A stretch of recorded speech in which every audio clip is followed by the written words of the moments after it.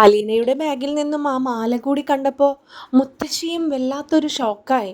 കാരണം മുത്തശ്ശിക്കും അറിയാം അലീന വേറെ എങ്ങോട്ടും മാറിയിട്ടില്ലെന്ന്. അപ്പോൾ ഇതെങ്ങനെയാ സംഭവിച്ചത് എന്നായി എല്ലാവർക്കും ചിന്ത. എന്നാൽ കമലയ്ക്കാകട്ടെ, കമലയ്ക്ക് വല്ലാത്ത സന്തോഷവുമായി. കമല അതൊന്നും മുഖത്ത് പ്രകടിപ്പിക്കാതെ തന്നെ, മോനെ ഹരി, എടാ രോഹിത്തെ, ഓടിവാടാ, ദേ എൻ്റെ കാണാതായി എന്ന് പറഞ്ഞ മാല കിട്ടി. അപ്പോൾ മാറി നിന്നിരുന്ന രോഹിത്തും ബബിതയും ഹരിയും കൂടി റൂമിലേക്ക് ഓടി വന്നു. എന്താ അമ്മേ, എന്താ? ഒന്നും അറിയാത്ത പോലെയായിരുന്നു അവരുടെ ഭാവം. എന്താ അമ്മേ, എന്തിവിടെ സംഭവിച്ചേ? എടാ മോളെ, ഞാൻ നേരത്തെ പറഞ്ഞില്ലേടി എൻ്റെ ഒരു മാല കാണുന്നില്ലെന്ന്. ദേ അതാണിത്. അമ്മയുടെ മാല മോഷണം പോയോ? ഹരി ഒന്നും അറിയാത്ത പോലെയായി അമ്മയോട് ചോദ്യം. മോനെ ഹരി, അമ്മ കുളിക്കാൻ പോയപ്പോഴേ ആ മാലൂരി ഞാൻ ആ കിച്ചൺ കബോർഡിൽ വെച്ചിരുന്നു. പിന്നെ അപ്പോഴാണല്ലോ ഞാൻ വീണതും കൈ ഒളുക്കിയതും ഒക്കെ. പിന്നെ എനിക്ക് ആ മാല നോക്കാനുള്ള സമയവും കിട്ടിയില്ല. നമ്മ നേരെ ഹോസ്പിറ്റലിലേക്ക് പോവുകയും ചെയ്തല്ലോ. തിരിച്ചു വന്ന് ഞാൻ നോക്കിയപ്പോൾ അത് കാണുന്നില്ലടാ. അപ്പോഴല്ലേ ഇവളിവിടെ നിൽക്കുന്നത്. എനിക്ക് അപ്പം തന്നെ മനസ്സിലായി ഇവളായിരിക്കും ഇതിൻ്റെ പിന്നിലെന്ന്. ഞാൻ ബബിതയോടത് പറയുകയും ചെയ്തു. അല്ലേ ബബിതേ?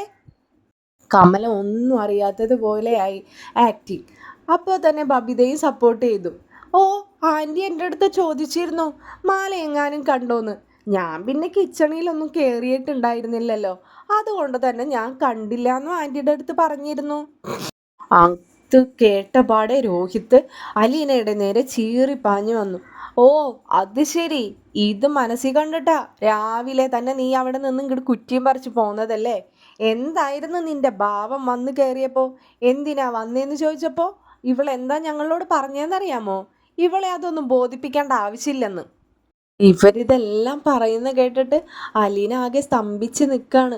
ഇവരെന്തൊക്കെയോ പറയുന്നു, എന്തൊക്കെയോ കാണിച്ചു കൂട്ടുന്നു. അലീനയ്ക്ക് എന്ത് പറയണമെന്നോ എന്ത് ചെയ്യണമെന്നോ അറിയാതെ ഇങ്ങനെ അലീന നിൽക്കുകയാണ്. അപ്പോൾ ഉടനെ തന്നെ അലീന ചെന്ന് കട്ടിലിൽ നിന്ന് അവളുടെ ഫോൺ എടുത്തു. ഫോൺ എടുത്തിട്ട് മുത്തശ്ശിയോട് പറഞ്ഞു, മുത്തശ്ശി ഞാൻ അച്ഛനെ വിളിക്കാം എന്ന് പറഞ്ഞ് ഫോൺ എടുത്ത അവൾ ഫോൺ ലോക്ക് തുറന്ന പാടെ രോഹിത്ത് അവളുടെ കയ്യിൽ നിന്ന് ഫോൺ തട്ടിപ്പറിച്ചിട്ട് പറഞ്ഞു, നീ ഇനി ഇവിടെ ഒരു അച്ഛനെയും കുച്ചനെയും ഒന്നും വിളിക്കാൻ നിൽക്കണ്ട, നിനക്കുള്ള പണിയേ എന്താണെന്ന് ഞങ്ങൾക്കറിയാം. ഉടനെ കമല ചോദിച്ചു, അല്ല നീ എന്ത് ഭാവിച്ചാണ് ഇതെടുത്ത് ബാഗിലിട്ടത്? ഞാനിതൊന്നും അറിയാൻ പോകുന്നില്ലെന്നോ? അല്ലെങ്കിൽ ഞാനിതൊന്നും അന്വേഷിക്കില്ല, സുഖമായിട്ട് അങ്ങോട്ട് കൊണ്ടുപോവാം. ഇന്നത്തെ സ്വർണ്ണവില വെച്ചിട്ടേ ഒരു 5 ലക്ഷത്തിൽ കൂടുതൽ കിട്ടുമല്ലോ കയ്യിൽ. കൊള്ളാടി കൊള്ളാം. മാഡം ഞാനിതൊന്നും അറിഞ്ഞതല്ല, നിങ്ങൾക്കറിയാലോ എനിക്കിത് എടുക്കേണ്ട ആവശ്യം എന്താ? എനിക്ക് അങ്ങനെ എന്തെങ്കിലും വേണമെന്നുണ്ടെങ്കിൽ അച്ഛനോട് പറഞ്ഞ അച്ഛൻ എനിക്ക് മേടിച്ചു തരില്ലേ? പിന്നെ എനിക്കെന്തിനാ നിങ്ങളുടെ 5 പവനും സ്വർണ്ണമാലയും ഒക്കെ? നിൻ്റെ ഒരച്ഛൻ, നിനക്ക് എന്നുണ്ടായടി അച്ഛനും അച്ഛൻ്റെ ആൾക്കാരും. നീയേ ഇനി ഒന്നും മിണ്ടണ്ട. മോനെ വിളിക്കടാ പോലീസിനെ. ഇവളെ നമുക്കേ നേരെ പോലീസിൽ ഏൽപ്പിക്കാം. ഇപ്പോൾ ആവുമ്പോൾ പോലീസുകാർക്ക് ഇവളെ പരിചയക്കുറവൊന്നും ഉണ്ടാവില്ലല്ലോ. അധികമൊന്നും ആയിട്ടില്ലല്ലോ ഇവളൊരു കിഡ്നാപ്പിംഗ് കേസ് കഴിഞ്ഞിട്ട്. അപ്പോൾ പിന്നെ വേഗം വിളിച്ച് പറഞ്ഞോ, ഇതും കൂടി പറഞ്ഞോ. അപ്പോൾ അവർക്ക് അടയാളം വെച്ച് ഇങ്ങോട്ട് വരാനും എളുപ്പമായിരിക്കുമല്ലോ. അലീനയ്ക്ക് പെട്ടെന്ന് വല്ലാത്തൊരു ടെൻഷനായി. ഇവരെല്ലാവരും കൂടി അലീനയെ കൊടുക്കാൻ തന്നെ തീരുമാനിച്ച് വിളിച്ചു വരുത്തിയതായിരുന്നു എന്ന് അലീനയ്ക്ക് മനസ്സിലായി. അലീന ഉടനെ തന്നെ ആ ഫോൺ ഇങ്ങോട്ട് തന്നേ എന്ന് പറഞ്ഞ് കമലയുടെ കയ്യിൽ നിന്ന് ഫോൺ തട്ടിപ്പറിക്കാൻ ചെന്നതും അങ്ങനെ തന്നെ കമല അവളെ പിടിച്ച് തള്ളി. നീ ആൾ കൊള്ളാലോടി, നീ അപ്പോൾ രണ്ടും കൽപ്പിച്ച് തന്നെയാണല്ലേ എന്ന് പറഞ്ഞിട്ട് കമല അലീനയെ പിടിച്ച് പുറത്തേക്ക് തള്ളി വിട്ടു. അപ്പോഴേക്കും രോഹിത് പോലീസ് സ്റ്റേഷനിൽ വിവരം അറിയിച്ചിട്ടുണ്ടായിരുന്നു. അപ്പോൾ കുറച്ച് സമയങ്ങൾക്ക് ശേഷം തന്നെ പോലീസുകാർ വരികയും ചെയ്തു. അപ്പോൾ പോലീസുകാർ വന്നിട്ട് കാര്യങ്ങളൊക്കെ തിരക്കി. ഇവിടെ നിന്നാണോ കോള് വന്നിരുന്നത്? എന്തോ ഒരു സെർവൻ്റ് മോഷണ കേസ് പറഞ്ഞിരുന്നു, നിങ്ങൾ കൈയോടുകൂടി പിടികൂടിയിട്ടുണ്ട് എന്നൊക്കെയാണല്ലോ വിളിച്ചത്. ആരാ എന്താ എന്നൊക്കെ ചോദിക്കുമ്പോൾ അലീനയെ മുമ്പിലേക്ക് പിടിച്ചു നിർത്തി കമല കാര്യങ്ങളൊക്കെ പറയുകയാണ്. സാറേ അതെ, ഇന്ന് രാവിലെ ഞാനേ ഒന്ന് കിച്ചണിൽ വീണായിരുന്നു. അപ്പോൾ എനിക്ക് ശരീരത്തിന് തീരെ സുഖമില്ലാത്തത് കാരണം ഇവളെ സർവൻ്റായിട്ട് ഇങ്ങോട്ട് അമ്മയെ നോക്കാൻ കണ്ടോ, അമ്മയെ കണ്ടോ, അമ്മയ്ക്ക് തീരെ വയ്യ, അപ്പോൾ അമ്മയെ നോക്കാനായിട്ട് വിളിച്ചു വരുത്തിയതായിരുന്നേ. ഹോസ്പിറ്റലിൽ നിന്ന് ഞാൻ തിരിച്ചു വന്ന് എൻ്റെ മാല വെച്ചിരുന്ന ഒരു സ്ഥലത്ത് മാല നോക്കിയപ്പോൾ അത് കാണുന്നില്ല. അപ്പോൾ ഒരു സംശയം തോന്നി ഇവളെ ഒന്ന് പരിശോധിച്ചതാ. അപ്പോഴാണ് ഇവളുടെ ബാഗിൽ നിന്ന് അത് ഞങ്ങൾ കൈയോടുകൂടി പിടികൂടി. പിന്നെ ഇവളെ വെറുതെ വിടാൻ പറ്റുമോ? അപ്പോൾ വന്ന എസ് ഐ ഇവരെല്ലാവരെയും മുഖത്തേക്ക് ഇങ്ങനെ നോക്കി. അപ്പോൾ അലീന ഇങ്ങനെ വല്ലാതെ വിഷമിച്ച് നിൽക്കുന്നത് കണ്ടപ്പോൾ മുത്തശ്ശിയോടായിട്ട് എസ് ഐ ചോദിച്ചു, അമ്മേ, ഇവർ ഈ പറയുന്നതൊക്കെ സത്യം തന്നെയാണോ എന്ന് ചോദിച്ചപ്പോൾ മുത്തശ്ശിക്ക് ഒന്നും പറയാൻ പറ്റുന്നില്ല. കാരണം കമലയെയും തള്ളി പറയാൻ പറ്റുന്നില്ല, അലീനയെയും സപ്പോർട്ട് ചെയ്യാൻ പറ്റുന്നില്ല. അപ്പോൾ മുത്തശ്ശി പറഞ്ഞു, സാറേ, രാവിലെ ഇവള് വീണു എന്ന് പറഞ്ഞ് അപ്പോൾ എന്നെ നോക്കാനായിട്ട് ഇത് എൻ്റെ മോളുടെ കുട്ടിയാണ് എന്ന് പറഞ്ഞപ്പോഴേക്കും കമലയ്ക്ക് അങ്ങോട്ട് ദേഷ്യം വന്നു. അപ്പോൾ കമല പറഞ്ഞു, സാറേ, മോളുടെ മോളൊന്നുമല്ല, ഇത് വേറെ വകുപ്പാണ്. അപ്പോൾ സാറ് പറഞ്ഞു, നിങ്ങൾ വകുപ്പൊന്നും എന്നെ പഠിപ്പിക്കണ്ട, അതൊക്കെ എനിക്ക് നേരത്തെ അറിയാവുന്നതാ. കുറച്ച് ദിവസങ്ങൾക്ക് മുമ്പല്ലേ ഈ ഒരു കേസ് തീർത്തതും മാപ്പ് പറയൽ നടത്തിയതൊക്കെ. അപ്പോൾ കമലയ്ക്ക് വല്ലാത്തൊരു നാണക്കേട് തോന്നി എസ് ഐ ഇങ്ങനെയൊക്കെ പറഞ്ഞപ്പോഴേ. എസ് ഐ പറഞ്ഞു, എന്തായാലും തൊണ്ടി മുതൽ ഇവരുടെ കയ്യിൽ നിന്ന് തന്നെ നിങ്ങൾ കണ്ടെത്തിയ സ്ഥിതിക്ക് ഞാനിവരെ സ്റ്റേഷനിലേക്ക് കൊണ്ടുപോവാണ് എന്ന് പറഞ്ഞിട്ട് കൂടെ വന്ന വനിതാ പോലീസുകാർ വന്നിട്ട് നമ്മുടെ അലീനയെ ഇങ്ങനെ പിടിച്ച് കൊണ്ടുപോകാൻ നോക്കുകയാണ്. അപ്പോൾ അലീന വല്ലാതെ കരയുന്നുണ്ട്. ഞാനത് ചെയ്തിട്ടില്ല സാർ, എനിക്കത് ചെയ്യേണ്ട ആവശ്യമില്ല. സാറിന് എന്നെ അറിയാലോ, എൻ്റെ അച്ഛൻ ആരാണെന്ന് അറിയാലോ, എനിക്ക് എന്തിനാണ് ഇവരുടെ 5 പവൻ്റെ മാല എന്നൊക്കെ പറഞ്ഞിട്ട് ഇങ്ങനെ അലീന കരഞ്ഞുകൊണ്ടിരിക്കുകയാണ്. അപ്പോൾ ഇതേ സമയത്ത് തന്നെ കറക്റ്റ് സമയത്ത് നമ്മുടെ മനു കയറി വരികയാണ് കേട്ടോ.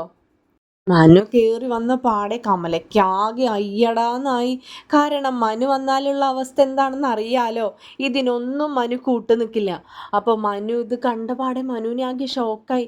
മനു ചോദിച്ചു, എന്താ ഇവിടെ, ഇതെന്താ ഇവിടെ നടക്കുന്നേ? പുറത്ത് പോലീസ് ജീപ്പ് കണ്ടപ്പോൾ തന്നെ എനിക്ക് വല്ലാത്തൊരു ടെൻഷനായി. എന്താ ഇവിടെ എന്ന് ചോദിച്ചപ്പോഴേക്കും അലീന പോലീസുകാരെ കൈയൊക്കെ വിടിച്ചിട്ട് മനുവിൻ്റെ അടുത്തേക്ക് ഓടി വന്ന് മനുവേട്ടാ എന്ന് പറഞ്ഞ് മനുവിനെ ഇങ്ങനെ കെട്ടിപ്പിടിച്ച് അവൾ കരയാൻ തുടങ്ങി. ഇതുകൂടി കണ്ടപ്പോൾ നമ്മുടെ കമലയ്ക്ക് അങ്ങോട്ട് ദേഷ്യം വന്നു. കമല അങ്ങോട്ട് അലറി വിളിച്ചു, എടീ എന്ന് പറഞ്ഞിട്ട് വേഗം വന്ന് അലീനയെ മനുവിൽ നിന്ന് ഇങ്ങനെ പിടിച്ച് മാറ്റാൻ ശ്രമിച്ചപ്പോൾ മനു അമ്മയെ തടുത്തു. എന്നിട്ട് ചോദിച്ചു, അലീന, എന്താ ഉണ്ടായേ? കരയാതെ എന്നോട് കാര്യം പറയൂ എന്നിങ്ങനെ പറഞ്ഞപ്പോഴേക്കും അലീന ഉണ്ടായ സംഭവങ്ങളൊക്കെ പറഞ്ഞു. അപ്പോൾ കമല പറഞ്ഞു, ഇവള് പെരും കള്ളിയാടാ, പെരും കള്ളി. ഇവള് പറയുന്നതൊന്നും ആരും വിശ്വസിക്കരുത്. ഇവള് നിങ്ങളുടെ എല്ലാവരെയും മുമ്പിൽ അഭിനയിച്ച് നടക്കുകയാണ്. ഇവൾക്ക് നല്ല കള്ളത്തരങ്ങളുണ്ട്. അപ്പോൾ മനു അലീനയെ ഇങ്ങനെ പിടിച്ച് കൈക്കുള്ളിൽ മാറ്റി നിർത്തിയിട്ട് അമ്മയോട് ചോദിച്ചു, അമ്മ ആരെക്കുറിച്ചാണ് ഈ പറയുന്നത്? അലീനയെ കുറിച്ചിട്ടോ? അവൾക്ക് ഇപ്പോൾ അമ്മയുടെ 5 പവൻ്റെ മാല കിട്ടിയിട്ട് വേണമല്ലോ അവളുടെ കാര്യങ്ങൾ നടത്താൻ. അവളെ ബാലചന്ദ്രൻ്റെ അങ്കിളിൻ്റെ മോളാണ്, അല്ലാതെ ഇപ്പോൾ അനാഥാലയത്തിൽ നിന്ന് വന്ന പഴയ അലീനയൊന്നുമല്ല. അവൾക്ക് 5 പവനോ 10 പവനോ വേണമെങ്കിലേ അവർക്ക് സ്വന്തമായിട്ടേ സ്വർണ്ണക്കടയുള്ളതാ. അതൊക്കെ അമ്മക്കറിയാലോ. പിന്നെന്തിനാ അവൾക്ക് അമ്മയുടെ 10 പവൻ്റെ മാലയും 5 പവൻ്റെ മാലയൊക്കെ? ഇതെല്ലാം പറയുമ്പോഴും എസ് ഐ ഒന്നും പറയാതെ തന്നെ അവരിങ്ങനെ മാറി മാറി നോക്കുകയാണ്. ഇതിലൊക്കെ എന്തൊക്കെയോ ഒരു സത്യമുണ്ടല്ലോ, ഈ സ്ത്രീ പറഞ്ഞതൊക്കെ കള്ളമാണല്ലോ എന്ന് എസ് ഐക്ക് ഒരു ഡൗട്ട് തോന്നുകയാണ്. ഇതെല്ലാം കേട്ട് നിന്നിട്ട് കമല മനുവിനോട് പറയുന്നുണ്ട്, അതെ മനുവേ, അട്ടയെ പിടിച്ച് മെത്തേ കിടത്തിയ അത് കിടക്കണമെന്നില്ല എന്ന് പറഞ്ഞിട്ട് കമല അവളെ വല്ലാതെ ഇങ്ങനെ പുച്ഛിക്കുകയാണ്. അപ്പോൾ എസ് ഐ ഇവരെ തർക്കത്തിനിടയിൽ എസ് ഐ പറയാണ്, നിങ്ങളൊന്ന് നിർത്തുന്നുണ്ടോ? ഇതിപ്പോൾ എനിക്ക് കേസാക്കിയേ പറ്റൂ. ഇവിടെ നിന്നൊരു കംപ്ലൈൻറ്റും വന്നതാണ്. ഈ കുട്ടിയുടെ കയ്യിൽ നിന്ന് തൊണ്ടി മുതലും പിടിച്ചെടുത്തതാണ്. അപ്പോൾ ഇനി കേസാക്കാതെ എനിക്ക് നിവർത്തിയില്ല, ഞാൻ ഈ കുട്ടിയെ കൊണ്ടുപോവാണ് എന്ന് എസ് ഐ ഇങ്ങനെ പറയാണ്. ഇത് പറഞ്ഞപ്പോഴേക്കും വനിതാ എസ് ഐമാർ വന്നിട്ട് അലീനയെ പിടിച്ച് പുറത്തേക്ക് കൊണ്ടുപോവാണ് കാറിലേക്ക്. അപ്പോൾ നമ്മുടെ മനു എന്ത് ചെയ്തു എന്ന് വെച്ചാൽ ബാലചന്ദ്രൻ അങ്കിളിനെ വിളിക്കുകയാണ്. അപ്പോൾ മനു ബാലചന്ദ്രൻ അങ്കിളിനോട് പറയുകയാണ്, അങ്കിളെ, ഞാനൊരു കാര്യം പറയാൻ വിളിച്ചതാണ്. ഞാൻ പറയുന്നത് കേട്ട് അങ്കിൾ ടെൻഷൻ ആവുകയും ദേഷ്യപ്പെടുകയും ഒന്നും ചെയ്യരുത്. ഒരബദ്ധം പറ്റിപ്പോയിട്ടുണ്ട്. അപ്പോൾ തന്നെ അങ്കിളിന് വല്ലാത്തൊരു ടെൻഷനാവുകയാണ്. കാരണം അലീന അങ്ങോട്ട് പോയിട്ടുണ്ട്. പക്ഷെ അങ്കിളിന് ഒട്ടും ഇഷ്ടമുണ്ടായിരുന്നില്ലല്ലോ അവളെ അങ്ങോട്ട് വിടാനായിട്ട്. പിന്നെ അവളുടെ ഒരു ആഗ്രഹത്തിൻ്റെ പുറത്ത് മാത്രമാണ് ബാലചന്ദ്രൻ അവളോട് പൊയ്ക്കോളാൻ പറഞ്ഞത്. അപ്പോൾ മനു പറയുകയാണ്, അങ്കിളെ, ഇങ്ങനെ അവളെ ഇവിടെ വിളിച്ച് വരുത്തിയത് ഇവരെല്ലാവരും കൂടി ചതിക്കാൻ വേണ്ടിയിട്ടായിരുന്നു. എന്തോ അവളുടെ ബാഗിൽ നിന്ന് ഗോൾഡ് എടുത്തു, അമ്മയുടെ ഗോൾഡ് കാണാണ്ടായി എന്നൊക്കെ പറഞ്ഞ് അവരപ്പോഴേക്കും പോലീസിൽ അറിയിച്ചു. ഇവിടെ വന്ന് അലീനയുടെ ബാഗ് പരിശോധിച്ചപ്പോഴേക്കും കാണാതായ മാല കിട്ടി എന്ന് പറഞ്ഞപ്പോഴേക്കും ബാലചന്ദ്രൻ അങ്ങോട്ട് ദേഷ്യം വന്നു. ഏതാടാ നിൻ്റെ അമ്മ, ഏതാടാ നിൻ്റെ അമ്മയുടെ മാല, എൻ്റെ മോളെ വെച്ചിട്ടാണോടാ നിൻ്റെയൊക്കെ കളി? ദേ മനു, എൻ്റെ മോളുടെ മേത്തൊരു തരി മണ്ണ് വീണെന്ന് ഞാൻ അറിഞ്ഞാലുണ്ടല്ലോ, എൻ്റെ സ്വഭാവം എന്താണെന്ന് നിനക്ക് അറിയാൻ പോകുന്നതേ ഉള്ളൂ കേട്ടാ. ഈ കളിച്ചതും ഈ കണ്ടതും ഒന്നും ആവില്ല. ഞാൻ എല്ലാം എന്നെ കൊണ്ടൊന്നും പറയിപ്പിക്കണ്ടെന്ന് പറഞ്ഞ് ബാലചന്ദ്രൻ അങ്ങോട്ട് ചൂടാവാണ് മനുവിൻ്റെ അടുത്ത്. മനുവിന് ആകെ ടെൻഷനായി. കാരണം ബാലചന്ദ്രൻ അങ്കിൾ ഒളിപ്പിച്ച് വെച്ച് നടക്കുന്ന ഒരുപാട് രഹസ്യങ്ങളുണ്ടല്ലോ, എല്ലാം കൂടി പൊട്ടിത്തെറിച്ചാലുണ്ടാവുന്ന ഒരവസ്ഥയെക്കുറിച്ച് മനു അങ്ങോട്ട് ദേഷ്യത്തോടു കൂടി അമ്മയെ നോക്കുകയാണ്. ഇവരെന്തറിഞ്ഞിട്ടാണ് ഈ നാടകങ്ങളൊക്കെ കളിക്കുന്നതെന്നായിരുന്നു മനുവിൻ്റെ ചിന്ത. മനു ഉടനെ തന്നെ പുറത്തേക്ക് ഇറങ്ങിക്കൊണ്ട് ബാലചന്ദ്രനെ വീണ്ടും വിളിച്ചിട്ട് പറഞ്ഞു, അങ്കിളെ എന്നോട് ദേഷ്യപ്പെടല്ലേ, ഞാൻ പോലീസ് സ്റ്റേഷനിലേക്ക് പോയിക്കൊണ്ടിരിക്കുകയാണ്, അങ്കിളും ഉടനെ തന്നെ അങ്ങോട്ട് എത്തണം എന്ന് പറഞ്ഞ് മനു കാറെടുത്ത് സ്റ്റേഷനിലേക്ക് പുറപ്പെട്ടു. അപ്പം ഇതേ സമയം അകത്ത് കമലയും ബബിതയും രോഹിത്തുമൊക്കെ ഭയങ്കര സന്തോഷത്തിലാണ്, അലീനയെ കൊണ്ടുപോയല്ലോ. അപ്പോൾ ബബിത പറയുന്നുണ്ട്, ആൻറ്റി എനിക്ക് ഒരു ടെൻഷനായിരുന്നു, അവൾ അച്ചമ്മയെ കുളിപ്പിക്കാനായിട്ട് ബാത്റൂമിലേക്ക് കയറിയ സമയത്താണ് ഞാൻ ആ മാല അതിലിട്ടതേ. അപ്പോൾ എനിക്ക് വല്ലാത്തൊരു ടെൻഷൻ ഉണ്ടായിരുന്നു, കറക്റ്റ് അതിൽ തന്നെ വീണില്ലേ, നിങ്ങൾക്കത് കിട്ടുമോ എന്നൊക്കെ. എന്തായാലും പ്ലാനിങ് ഒക്കെ വർക്കൗട്ട് ആയില്ലേ എന്ന് പറയുമ്പോൾ മഞ്ജിമ ഇതെല്ലാം കേട്ടിട്ട് മുകളിൽ നിന്ന് താഴേക്ക് ഇറങ്ങി വരുമ്പോൾ മഞ്ജിമ ചോദിക്കുന്നുണ്ട്, അത് ശരി, ഇപ്പം ഇതെല്ലാം നിങ്ങളുടെ പ്ലാനിങ് തന്നെ ആയിരുന്നു അല്ലേ എന്ന് ചോദിക്കുന്നുണ്ട്. അപ്പോൾ കമല പറയുന്നുണ്ട്, അതേടി അതെ, എന്തേ, നിനക്ക് എന്തെങ്കിലും പ്രശ്നമുണ്ടോ? എനിക്കെന്ത് പ്രശ്നം, ഞാനിതിലൊന്നിലുമില്ല. ബാലചന്ദ്രൻ അങ്കിൾ വന്നിട്ടേ ഇവിടെ നല്ല പുകിലുണ്ടാക്കും, അപ്പോഴും നിങ്ങളെല്ലാവരും ഒന്നായിരിക്കണം, എന്നെ ഇതിലൊന്നും വലിച്ചഴിക്കാൻ നിൽക്കണ്ട. പിന്നെ ഒന്നും മിണ്ടാതെ കയറിപ്പോടി ഒരു ബാലചന്ദ്രൻ അങ്കിള്. അപ്പോൾ കമല പറയുന്നുണ്ട്, ഇതേ അയാളുടെ വീടൊന്നുമല്ലല്ലോ, ഇതെൻ്റെ വീടാണ്, എൻ്റെ വീട്ടിൽ കയറി വന്ന് അയാൾ എന്തെങ്കിലും അതിക്രമം കാണിച്ചാൽ ഞാൻ ഉടനെ വിളിക്കും പോലീസ് സ്റ്റേഷനിലേക്ക്, എൻ്റെ നേരെ അതിക്രമം കാണിച്ചു എന്ന് പറഞ്ഞിട്ട്. ഞാനൊരു സ്ത്രീയാണേ, എനിക്ക് നേരെ അതിക്രമം കാണിച്ചു എന്ന് പറഞ്ഞിട്ട് ഞാനൊരു പരാതി കൊടുത്താലേ അതിന് ബലം ഉണ്ടാവും, പ്രത്യേകിച്ച് വീട് കയറി അതിക്രമിച്ചു എന്നുള്ള വേറൊരു പരാതി കൂടിയാവും. അയാളുടെ ഗുണ്ടായുസം എത്രത്തോളം പോകുന്നേ ഞാനും നിങ്ങൾക്ക് ഇനി കാണിച്ചു തരാം. അപ്പം കമല പറയുന്നുണ്ട്, ദേ എല്ലാവരും കൂടി ഒറ്റക്കെട്ടായിട്ട് നിന്നോളണം കേട്ടാ എന്ന് പറയുന്നുണ്ട്. അപ്പോൾ ബബിത ചോദിക്കുന്നുണ്ട്, അല്ല ആൻറ്റി, മുത്തശ്ശിക്ക് എന്തെങ്കിലും ഡൗട്ടുണ്ടോ?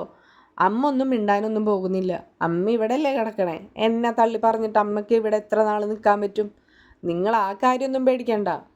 പിന്നെ കാണിക്കുന്നത് പോലീസ് സ്റ്റേഷനിലാണ്. അപ്പോൾ അവിടേക്ക് ബാലചന്ദ്രനും മനുവും കൂടി ഒപ്പം തന്നെയാണ് എത്തുന്നത്. അപ്പോൾ അലീനയെ അവർ അകത്ത് ഒരു ചെയറിൽ അവിടെ ഇരുത്തിയിട്ടുണ്ടാവും. അപ്പോൾ ബാലചന്ദ്രനെ കാണുമ്പോഴേക്കും അലീന അവിടെ നിന്ന് ഓടി ബാലചന്ദ്രൻ്റെ അടുത്ത് വരുന്നുണ്ട്, അച്ഛാ ഞാനൊന്നും ചെയ്തിട്ടില്ല എന്ന് പറഞ്ഞിട്ട്. അപ്പോൾ ബാലചന്ദ്രൻ അലീനയെ വഴക്ക് പറയുന്നുണ്ട്, നിനക്ക് എത്ര കിട്ടിയാലും നിന്നോട് ആരെന്തൊക്കെ ചെയ്താലും നിനക്ക് എന്താ മോളെ അതൊന്നും മനസ്സിലാവാത്തത് എന്ന് ചോദിച്ചിട്ട് ഇങ്ങനെ പറയുമ്പോഴേക്കും SI വന്നിട്ട്, മോൾ അവിടെ പോയിരിക്കൂ, അച്ഛനോട് ഞാൻ സംസാരിക്കട്ടെ എന്ന് പറഞ്ഞിട്ട് ബാലചന്ദ്രനോട് വളരെ നല്ല രീതിയിൽ തന്നെയാണ് ബാലചന്ദ്രനോട് SI സംസാരിക്കുന്നത്. അപ്പോൾ ബാലചന്ദ്രൻ പറയുന്നുണ്ട്, സാറിനറിയാലോ അവളെൻ്റെ മകളാണ്, ഞാൻ ആരാണെന്ന് സാറിനറിയാലോ, പിന്നെ അവൾക്ക് എന്തിനു വേണ്ടിയിട്ടാണ് മറ്റൊരു വീട്ടിൽ കയറി അവൾ 10 പവൻ്റെ 5 പവൻ്റെ ഒക്കെ മാല മോഷ്ടിക്കേണ്ട ആവശ്യം എന്താണ്? അപ്പോൾ SI പറയുന്നുണ്ട്, മിസ്റ്റർ ബാലചന്ദ്രൻ, എനിക്ക് കിട്ടിയ പരാതിയുടെ പുറത്താണ് ഞാൻ ആ വീട്ടിൽ എൻക്വയറിക്ക് ചെന്നത്. എന്നപ്പോഴേക്കും ഇവർ ആ കുട്ടിയുടെ ബാഗിൽ നിന്ന് തൊണ്ടി മുതലൊക്കെ പിടിച്ചെടുത്തിട്ടുണ്ടായിരുന്നു. ഈ കുട്ടി അവർ ബന്ധസ്ഥയാക്കി വെച്ചിരിക്കുകയുമായിരുന്നു. പിന്നെ അതിനപ്പുറം ഞാൻ എന്താ ചെയ്യുക, അല്ലെങ്കിൽ പിന്നെ അതും ഒരു പ്രശ്നമായി തീരില്ലേ.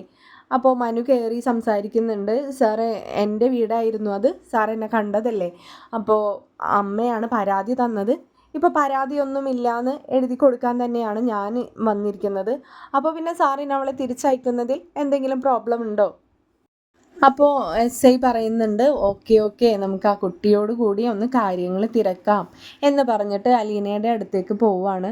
അപ്പോൾ SI ചോദിക്കുന്നുണ്ട്, മോളെ എന്താ ഇന്ന് അവിടെ സംഭവിച്ചത് എന്ന് ചോദിക്കുമ്പോൾ അലീന കാര്യങ്ങളൊക്കെ പറയുകയാണ്.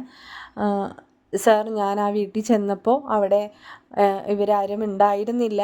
അപ്പം ഞാൻ നേരെ ചെന്ന് മുത്തശ്ശിയെ കുളിപ്പിച്ചു, മുത്തശ്ശിയുടെ റൂമൊക്കെ ക്ലീനാക്കി, കിച്ചണൊക്കെ വല്ലാതെ കിടക്കുകയായിരുന്നു. അപ്പോൾ കിച്ചണൊക്കെ വൃത്തിയാക്കി ഞാൻ ഉച്ചത്തേക്കുള്ള ഫുഡൊക്കെ പ്രിപ്പയർ ചെയ്തു, മുത്തശ്ശിക്ക് കൊടുത്തു. ഞാനും കഴിച്ചുകൊണ്ടിരിക്കുമ്പോഴായിരുന്നു മേഡം വന്നത്. മേഡം വന്ന പാടെ എന്നോട് മാല എവിടെ എന്ന് ചോദിച്ചിട്ടാണ് പ്രശ്നമുണ്ടാക്കി തുടങ്ങിയത്. അപ്പോൾ ഇവർ പ്രശ്നം ഉണ്ടാക്കി തുടങ്ങിയപ്പോഴേ എനിക്കൊരു സംശയം തോന്നി. അപ്പോൾ ഞാൻ അച്ഛനെ വിളിക്കാൻ പോയപ്പോൾ ഇവരെൻ്റെ കയ്യിൽ നിന്ന് ഫോൺ പിടിച്ച് വാങ്ങിച്ചു. ഫോൺ സ്വിച്ച് ഓഫ് ചെയ്തു. അവർ അവിടെ എടുത്തു വെക്കുകയാണ് ചെയ്തത്. അലീൻ ഇത്രയൊക്കെ പറയുമ്പോഴേക്കും ബാലചന്ദ്രൻ അങ്ങോട്ട് ദേഷ്യം വരികയാണ്. അപ്പോൾ ബാലചന്ദ്രൻ മനുവിനോടായിട്ട് പറയുന്നുണ്ട്, അവരെന്ത് കാണിക്കാനാണ് അവരിങ്ങനെ തുനിഞ്ഞിറങ്ങിയിരിക്കുന്നത്, അവളാണ് എല്ലാത്തിനും കാരണക്കാരി, അവളെ ഞാനുണ്ടല്ലോ എന്നിങ്ങനെ പറയുമ്പോഴേക്കും എസ് ഐയും മനുവും കൂടിയും ബാലചന്ദ്രനെ സമാധാനിപ്പിക്കുകയാണ്. അപ്പോൾ ബാലചന്ദ്രനോട് എസ് ഐ പറയുന്നുണ്ട്, ബാലചന്ദ്രൻ ഒന്ന് കാമാവൂ, നമുക്ക് കാര്യങ്ങളൊക്കെ ചോദിച്ചറിയാലോ. ഇനിയിപ്പോൾ ബാലചന്ദ്രൻ ചെന്നിട്ട് ആ സ്ത്രീക്ക് നേരെ എന്തെങ്കിലും അതിക്രമം കാണിച്ചാൽ അതും ഒരു പരാതിയായി മാറില്ലേ? പ്രത്യേകിച്ച് അവർ സ്ത്രീയാണ്. അപ്പോൾ അത് നമ്മൾ കണക്കാക്കണ്ടേ? ബാലചന്ദ്രൻ ഒന്ന് കാമാവൂ. അപ്പോൾ മനു വീണ്ടും പറയുന്നുണ്ട്, അങ്കിളെ പ്ലീസ്, ഞാനില്ലേ അങ്കിളിൻ്റെ കൂടെ, അങ്കിളൊന്ന് ക്ഷമിക്ക്, നമുക്ക് അലീനെ ഇപ്പം തന്നെ വീട്ടിലേക്ക് കൊണ്ടുപോകാം, ഇനി ഇങ്ങനെ ഒന്നുമില്ലാതെ ഞാൻ ശ്രദ്ധിച്ചോളാം അങ്കിളെ എന്ന് പറയുന്നുണ്ട്. അപ്പോൾ ബാലചന്ദ്രൻ എസ് ഐയോട് പറയുന്നുണ്ട്, സാറിനറിയാലോ അന്നത്തെ കിഡ്നാപ്പിംഗ് കേസൊക്കെ, ഇവളെ എൻ്റെ ആദ്യ ഭാര്യയിലുള്ള മകളാണ്. അപ്പോൾ ഇവർക്ക് ആർക്കും അവളെ ഇഷ്ടമല്ല. അപ്പോൾ അതിനുള്ള പണികളാണ് ഇവളെ ഇവിടെ നിന്ന് തുരത്താനും ഇവളെ എൻ്റെ കൂടെ നിൽക്കാതിരിക്കാനുമുള്ള ഒരുപാട് പണികളാണ് അവർ ഈ എടുത്തു കൂട്ടുന്നത്. ഇതുകൊണ്ടൊന്നും അവസാനിക്കാൻ പോകുന്നില്ല.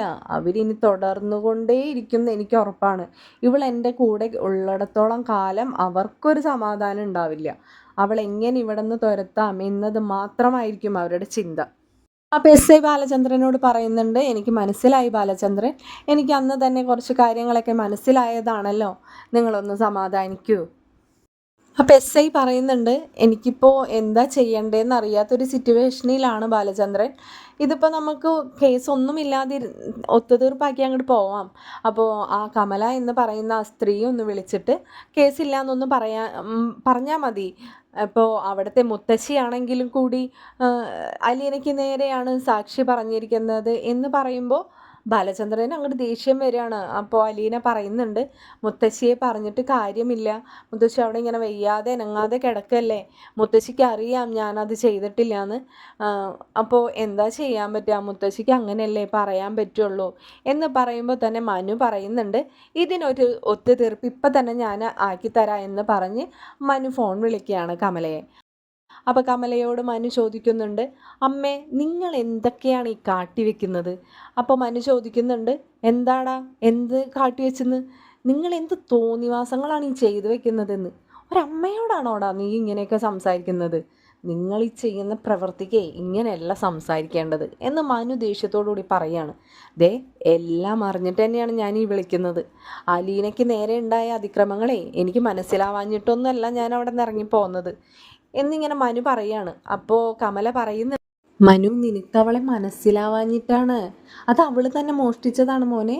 ഞാൻ കയ്യോടുകൂടി പൊക്കിയപ്പോഴേ അവൾ അടവെടുക്കുന്നതാടാ, നീ എന്നെ ഒന്ന് വിശ്വസിക്കേ. അമ്മേ അതീ അടവ് എൻ്റെ അടുത്ത് അമ്മ എടുക്കണ്ട, അമ്മയുടെ സ്വഭാവം എനിക്ക് അറിയാഞ്ഞിട്ടൊന്നുമല്ല. അമ്മ ഉള്ളതുള്ളതുപോലെ പറയുന്നതായിരിക്കും അമ്മക്ക് നല്ലത്. എനിക്കൊന്നും പറയാനില്ല മനു, അവളുടെ ബാഗിൽ നിന്നേ ഞാൻ തന്നെയാണ് അത് കണ്ടുപിടിച്ചത്. അതിൽ കൂടുതൽ ഞാൻ എന്താ പറയേണ്ടത്? നീ എന്താണെന്ന് വെച്ചാൽ ചെയ് എന്ന് പറഞ്ഞ് കമല ഫോൺ കട്ട് ചെയ്തു. അപ്പോൾ മനു എസ് ഐയോട് കാര്യങ്ങളൊക്കെ പറയുകയാണ്. അവരൊന്നും ഒരു പൊടിക്ക് സമ്മതിക്കുന്നില്ല. സർ, ഞാൻ ഒരു അഡ്വക്കേറ്റിനെ റെഡിയാക്കിയാൽ തീരാവുന്ന പ്രശ്നമല്ലേ ഉള്ളൂ എന്ന് ചോദിക്കുമ്പോൾ എസ് ഐ പറയുന്നുണ്ട്, അതെ മനു, ഞാൻ ഈ കേസ് അങ്ങോട്ട് തീർന്നു പൊക്കോട്ടെ എന്ന് വിചാരിച്ചിട്ടാണ് അവരെ കൊണ്ട് പറയിപ്പിക്കാൻ പറ്റുമെങ്കിൽ പറയിപ്പിച്ചോളാൻ പറഞ്ഞത്. അഡ്വക്കേറ്റിനെ വെച്ചാൽ നമുക്കിപ്പോൾ താൽക്കാലികം ജാമ്യത്തിലിറക്കാം, പ്രശ്നമൊന്നുമില്ല കേട്ടോ എന്നിങ്ങനെ പറയുകയാണ്. അപ്പോൾ തന്നെ മനു ഒരു ഫ്രണ്ടിനെ വിളിക്കുകയാണ്. ഫ്രണ്ട് പെട്ടെന്ന് ജാമ്യത്തിനുള്ള കാര്യങ്ങളൊക്കെ റെഡിയാക്കി വന്ന് അലീനയുമായിട്ട് അവർ പുറത്തിറങ്ങുകയാണ്. അപ്പോൾ എസ് ഐയോട് താങ്ക്സ് ഒക്കെ പറഞ്ഞ് അവർ പുറത്തിറങ്ങിയതിന് ശേഷം അലീന മനുവിനോട് പറയുന്നുണ്ട്, ഇതിൻ്റെ പേരിൽ വേറെ പ്രശ്നങ്ങളൊന്നും നിങ്ങൾ ഉണ്ടാക്കരുത് എന്ന് പറയുമ്പോൾ ബാലചന്ദ്രൻ പറയുന്നുണ്ട്, ഞാനേ അവളെയോ അല്ലെങ്കിൽ എനിക്ക് ജയിലിൽ പോകണമെന്നോ പേടിച്ചിട്ടൊന്നുമല്ല. ഞാനും കൂടി പോയി കഴിഞ്ഞാലേ ഈ നിൽക്കുന്ന കഴുകന്മാരെല്ലാവരും കൂടി ഇവളെ കൊത്തിപ്പറിക്കുമല്ലോന്നോ ഓർത്തിട്ട് മാത്രമാണ് മനു ഞാനിപ്പോൾ നിൻ്റെ വീട്ടിലേക്ക് വരാത്തത്.